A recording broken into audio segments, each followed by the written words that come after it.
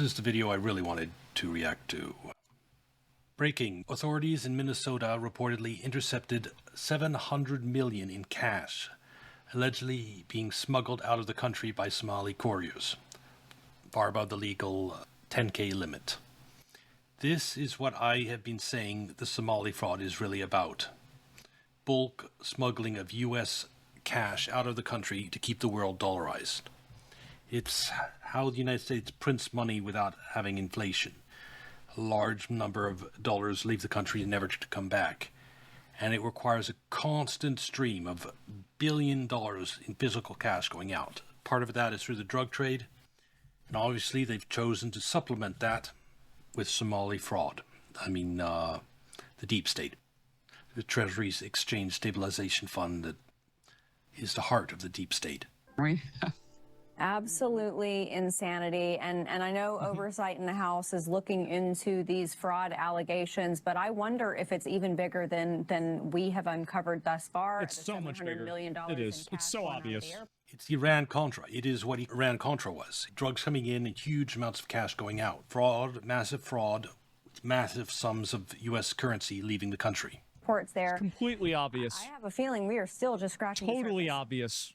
Yeah, it looks really bad and obviously very alarming. It does look really bad. U.S. cash has been legally going through our airports. And of course, there is a requirement of reporting if you're going to carry more than $10,000. There's a reporting requirement. So irrelevant at this point when you're talking $1 million in cash. A really interesting part about this is if, isn't it going to be a little suspicious when you start seeing 10,000, 100,000, millions? And smart people will begin to ask themselves, and eventually Asma going to think about this too, is it really possible that the government didn't know about this? That wasn't on board with this? That CIA didn't help set this up? Something this extensive. Now, more, as John reported earlier, more money that goes through JFK, goes through the... That's fucking insane. Look at all that money. Minneapolis airport. That's dollars in the rest of the world, outgoing laundered dollars. That is, it needs to be constant flow of outgoing dollars. Otherwise, the dollars in the rest of the world will slowly seep back in, and our currency will collapse. In Iran-Contra, it was drugs that boosted most of the money out, but apparently they moved on to fraud. This Minnesota fraud is obviously part of this. And yes, here we go. Right now in Afghanistan, the Afghan dollar and the dollar are pretty much interchangeable. It is an accident. The illicit trade in opium has single-handedly introduced the dollar as a stable medium of transaction in the region. That's what this is doing. Somali dollarization. Somali is heavily unofficially dollarized economy, where the US dollar is the primary currency for most transactions. And I guarantee you those dollars from Somalia spread out into other African countries. It's keeping that entire region and that portion of the world dollarized.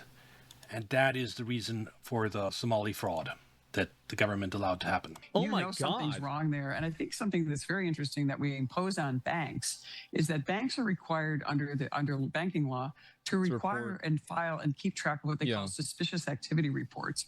This is something I think we need. In my video from the past, I talked about this started at the same time as Iran-Contra. This $10,000 limit they talked about.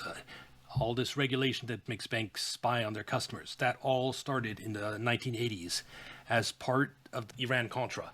It was to force the smuggling of physical cash.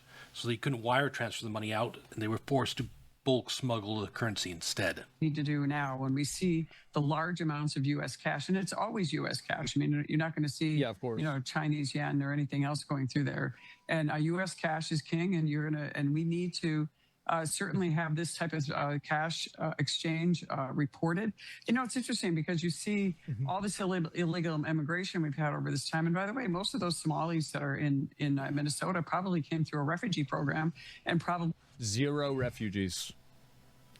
Unless they're hot. I'm not kidding. Many of them. Yeah, but Hassan Gold, the problem is the deep state that set up this fraud, they'll find another way to set up a similar fraud and have more money go out. As long as you don't get the root cause, the fraud will continue. Are already legal Americans. Or from potentially a European country, I'd be okay with a European country, but anywhere else, nah. Citizens. So suspicious activity reports, some kind of accounting for cash, I think would really be helpful. Maybe Japan. I'm looking at ways that we might be able to do this so that we could actually look at what's going on. You know, banks are required to do that. Individuals are not. But I'll tell you, if I'm a TSA agent or anyone else. What she's referring to is that banks are required to report large withdrawals over a certain amount of money. Exactly. And here I go in the video right there. Why did this bulk currency smuggling start and why? And it was the bank crackdown on money laundering. Again, all this stuff I covered in my video way back then. And they also report withdrawals that are very low underneath that amount of money because they have algorithmic systems that detect whenever people are trying to withdraw money to, like, for example, I think one of the thresholds is $10,000, right? And so very clearly it is, right? Because that's another threshold for going into an airport. So they'll withdraw like, 9,000. The aim of this is to force bulk currency smuggling because you can't move the money through the banking system. $950 or something like that. And so they'll be going underneath it regularly, and that will still trigger it. It's for laundering and other things too. Like there's its purpose function was to cause the dollarization of the world through bulk currency smuggling. All the other things are just excuses. You can use, you can use money like that for a lot of reasons. And I see this kind of cash going through, and that you're able to report the amount of cash going through, that it's happening in plain sight. Yeah. We're seeing corruption. They're letting it happen because it's They're not letting it happen, Aswin Gold. The Somalis are helping the United States do this fraud. The Exchange Stabilization Fund, dollarize the world. They're helping dollarize the world. They're basically peons. They're getting rich in the process, but they aren't the ones who came up with this fraud. Happening, and it's a minority group doing it. That's the reason, and they agree with it.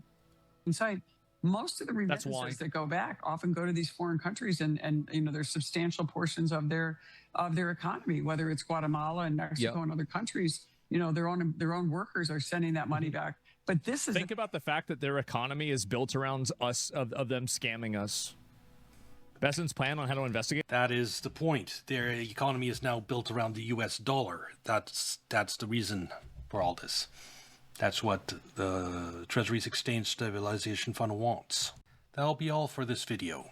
If you're interested in knowing more about the conspiracy to dollarize the world, I would read this article I wrote 15 years ago called Why Deficits Stopped Mattering, where I lay out everything pretty simply. And you'll understand why this Somali fraud is going on and what is its purpose. Other than that, like and subscribe, and I'll see you in the next video. Goodbye.